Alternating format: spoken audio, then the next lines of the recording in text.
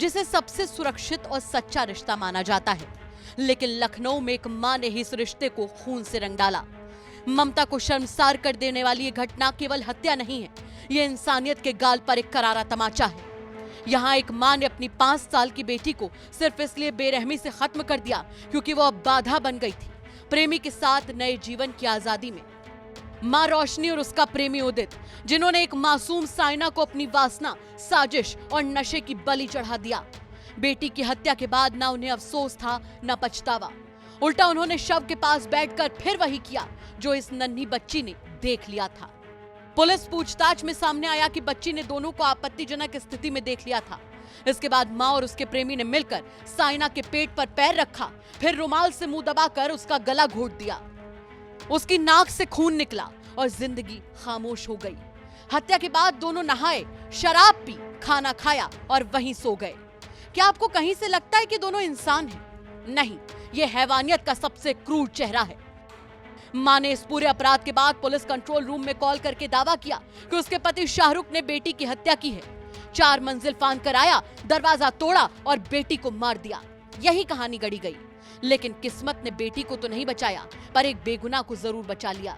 शाहरुख के पैर में रॉड लगी थी, चलने में तकलीफ थी, जिसके बाद ये सवाल उठा कि आखिर वो 4 मंजिल कैसे फांद गया। लेकिन इस घटना की जांच के बाद पुलिस ने जो बताया उसे सुनकर किसी के भी होश उड़ जाएंगे।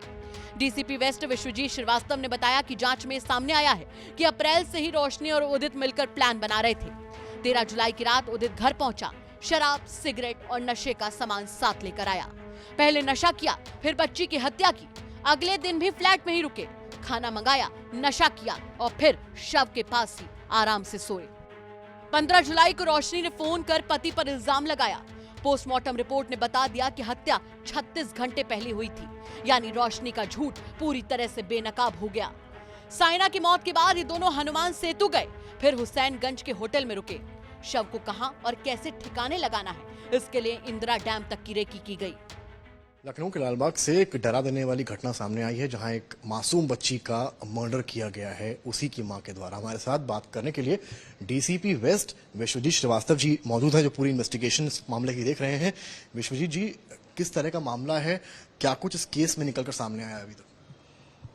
बेसिकली इसमें 13 तारीख की रात से ये घटना शुरू होती है और इसमें 14 तारीख की रात में, देर रात में एक एफआईआर लिखाई जाती है एक रोशनी नाम की एक महिला द्वारा। उसके द्वारा ये बताया गया कि उसकी 5 वर्षीय बच्ची की हत्या जो है उसके पति ने कर दी है।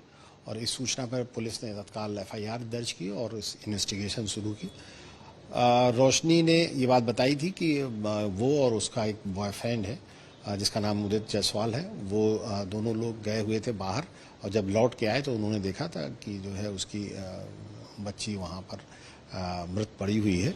इस पर पुलिस ने तफ्तीश शुरू की और दोनों लोगों से अलग अलग बयान लिए और बयानों में जब काफ़ी भिन्नता आई उदित के बयानों में और रोशनी के बयानों में, तब पुलिस ने अपनी तफ्तीश जारी की और फिर उसने सीसीटीवी फुटेज और वहाँ पर जो साइंटिफिक एविडेंस से उसको कलेक्ट किया, जो पोस्टमार्टम रिपोर्ट थी उसका गहनता से अवलोकन किया और जो जिसके ऊपर आरोप लगा था उसके टेलीफोन रिकॉर्ड को देखा गया, उसकी लोकेशन देखी गई और बहुत सारे सीसीटीवी कैमरों को देखा गया। तो जो तथ्य प्रकाश में आए वो कुछ इस तरीके के थे कि बेसिकली 13 तारीख की रात में, देर रात में जो है 13/14 की, इन्होंने बच्ची की हत्या कर दी थी और उसके पीछे कारण ये था कि जो बच्ची थी वो 5 वर्ष की जरूर थी, लेकिन वो बहुत समझदार थी और वो चाहती थी कि वो जो लड़का उदित है वो उसके साथ ना रहे। उसके पिता के साथ रहने की लगातार ख्वाहिश थी लड़की की, ऐसी बात सामने? हाँ, ये बात उस पर सामने आई थी। वो इस बात की जिद करती थी कि यहाँ पिता रहे, क्योंकि वो लिव इन में उसके साथ रह रही थी, तो वो इन दोनों को ये बात पसंद नहीं आ रही थी। लेकिन वो इसके लिए प्लान बना रहे थे और इसी बीच उसकी रोशनी के दिमाग में एक बात और आई कि जिस घर में वो रह रही है वो उसके पति के नाम है, तो अगर इसको हटाकर बच्ची को जो है वो इसका मर्डर करके इसमें अपने पति को नामजद कर दिया जाए तो वो एक साथ दोनों जो है वो एम वो हासिल कर सकती थी। इस चक्कर में उसने ये काम किया। अच्छा, एक थ्योरी ये भी है कि उसने ऐसा पुलिस को बताया कि वो फांद कर चौथी मंजिल पर पहुंचे शाहरुख और फिर उन्होंने हमला किया है। तो क्योंकि मैं जहां वहां रिपोर्ट करने गया, वहां लिफ्ट ऑपरेशनल है नहीं, एक जरिया है स्टेयर से चढ़ना, क्लाइम करना कि शाहरुख के लिए पॉसिबल था, जितना सामने आया कि वो चलने में दिक्कत है, ऐसा कुछ?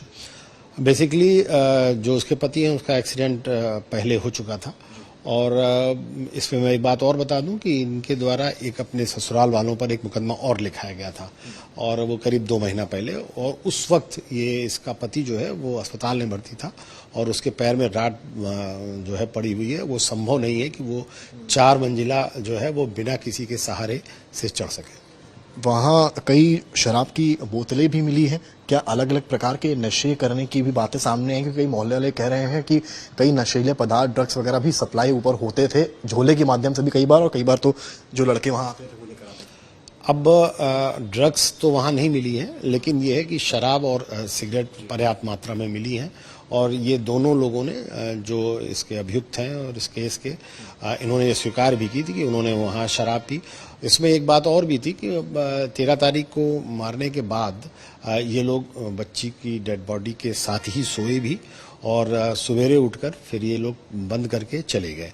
और 14 तारीख को दिन भर ये लखनऊ में घूमते रहे, और लास्ट में शाम को जाकर इन्होंने एक होटल हुसैनगंज में किराए पर लिया और रात भर वहाँ रहे, और फिर मॉर्निंग में आकर उन्होंने 112 की कॉल की और इस तरह की प्लानिंग की। अच्छा, क्राइम कमिट किस तरीके से किया गया है? जितना देखा है सामने इन्वेस्टिगेशन में कि पहले पेट पर पैर रखा गया, उसके बारे में सब कुछ बता पाए?